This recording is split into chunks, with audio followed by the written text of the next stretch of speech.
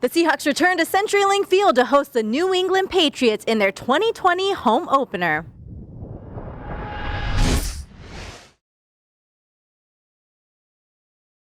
What's going on? Jackie Montgomery with your Week 2 game preview.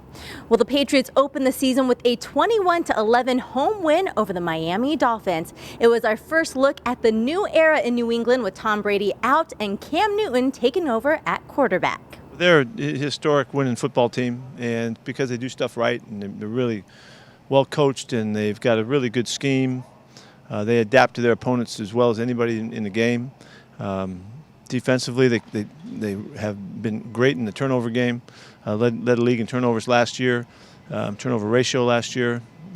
Came out and got 3 picks right off the bat, so we know we got to take care of the football. The other side of the ball, it's kind of a new era. You know, you can see them; they've shifted their focus on how they ran their offense in the first game. I mean, they could do anything in the second game. I leave it wide open to Coach Belichick. But what we saw is a feature of the quarterback. Cam ran the ball 17 times in the game, and so we got to see what they do this time around. There's not enough games for us in their new thinking to know what to expect here. So we'll have to adapt at game time. But this is a terrific program and with great approach and philosophy, and you got to play really good to beat these guys. And so we'll go see what we can do. The Seahawks are very familiar with Newton from his time in Carolina, but the big question is, how will New England use the former NFL MVP? Last week, the mobile quarterback led the team in rushing yards with 75 on 15 carries, running in 2 touchdowns. He threw the ball just 19 times, completing 15 of his passes for 155 yards. Yeah, we do have a real good background with Cam, but we don't know what they're going to do with him. It's only one game, so we don't even have the benefit of the preseason games to kind of try to figure it out. So. And they have been, notorious for changing from one week to the next and how they approach their opponents and all. So we have to go into this game with a real wide open look. It's almost like a first game. We have some information, of course, and they showed that they really wanted to run the football quite a bit. Ran it 42 times in the game, which is a great commitment.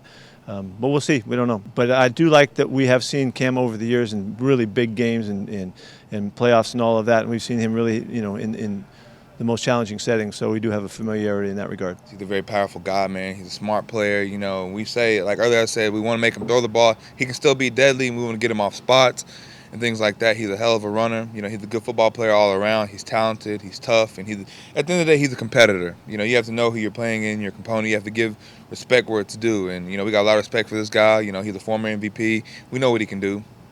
And we're going to key in on it. We're going to get him out of his comfort zone. Yeah, you definitely have to approach it with fresh eyes. We have a lot of history of playing Cam. We understand the type of runs that they want to implement with Cam. We also understand that the Patriots have a history of, they coming out and they can run the ball 42 times one game and in the next game throw it 42 times. So, I feel like they're confident in Cam's ability to throw the ball as well. So we got to be prepared for everything. And, we just have to make sure that we make them one-dimensional and don't let them come out and run and pass on us. Last week, the Patriots showed a clear commitment to the run, running the ball 42 times for 217 yards, which led the NFL in Week 1. Patriot team ran the ball 42 times and threw it 19 times. Now they've done that at times, rarely, but not with Tom Brady that often. And so there's a difference in that commitment right there. And they've got a quarterback that's got extraordinary talents, and they utilized him and they got themselves really a very, very commanding win. When you play a team that's committed on running the ball, it's kind of like a challenge of who can be tougher. And so when somebody wants to run 42 times, it's really test of your will. And I feel like I like our will.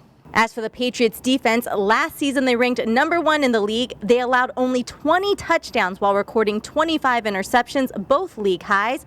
Last weekend, their secondary picked up right where they left off with 3 interceptions, led by reigning Defensive Player of the Year, Stephon Gilmore. I think he's about as good as you get now. He's got enough size and enough stature to him that he can hold up on the line of scrimmage. He's got great speed. Then his feet are as good as you could hope for. But then the next level of it is his instincts. He's just a really, really all-around complete football player. They've committed to him, being on the line of scrimmage guy. He's terrific at it, and I think he was Player of the Year last year or something, Defensive Player of the Year. So he's no secret. This guy on film is just unbelievable. I mean, making so many plays. I think Stephon, I gotten to know him through Pro Bowls and just playing in college and just different stuff like that. We've seen each other a bunch. He's really just all over the field. He's hip to hip with each guy. He's smart as can be, understands concepts, coached extremely well. He's a playmaker. He's a baller. He does it the right way. I mean, it's just going to be another matchup in my eyes.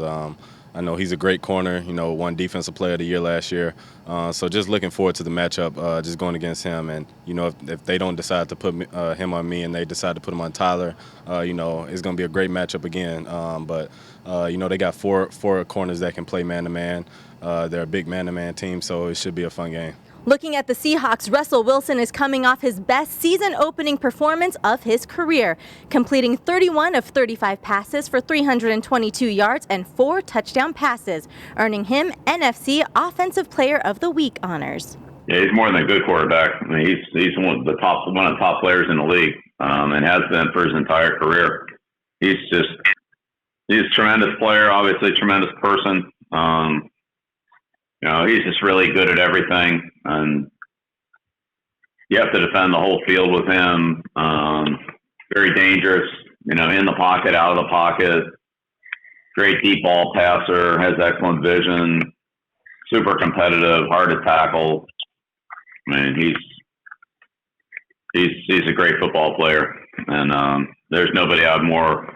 I mean, I respect, a lot of players, all the players really, but I mean, he's certainly at the top of the list of the people we compete against. He's tough. Due to the pandemic, there will be no fans in the stands for at least the first 3 home games. CenturyLink Field is known as the loudest stadium in the NFL because of the 12s, and without a doubt, the 12s will be missed. Unbelievable amount. This is one of the great spectacles in sport, playing here in front of our fans, and notably the loudest venue that you can find, and the excitement level and the energy and the connection with the people of this area has been unique and extraordinary and nothing but a spectacle, and so that's not going to happen, but that doesn't mean that when we score or something, make a big play or sack the quarterback or something, that people can't go out on their front steps and start screaming or go on their porches and yell out the windows and stuff like that. So I'm kind of hoping that's what happens. I've been thinking that the whole time, that should be part of the game, your responsibility to connect with your fellow fans out the window or whatever, so I hope that happens, and 'cause we need you, and we'll feel you in some regard, and we're sorry that we aren't able to play in front of our fans, but we'll get back to it. And in the meantime, be creative, figure it out. Let's go. Rock the house for in the neighborhood and wherever you are, and the buildings that you're in and all that. Make it fun. I think every primetime game, when the fans are there, it always makes it different. And we're going to miss our fans for sure. They're the best in the world at what they do, and they're so dedicated. One more thing, thanks to Walmart Plus, the Seahawks 12 flag raiser this week is Dr. Elliot Fagley, a local community hero. He's an anesthesiologist who leads the critical care unit's COVID response team at Virginia Mason Medical Center. Dr. Fagley and his family will be able to cheer on the Seahawks Sunday night. In addition, Walmart Plus has donated $50,000 in PPE to Virginia Mason Health Systems. Sunday night on prime time, the Seahawks will be looking to extend their NFL-leading home opener winning streak, which currently stands at 11. Kickoff is set for 5:20 p.m. Pacific. You can watch it live on NBC or, as always, listen to it on the Seahawks Radio Network.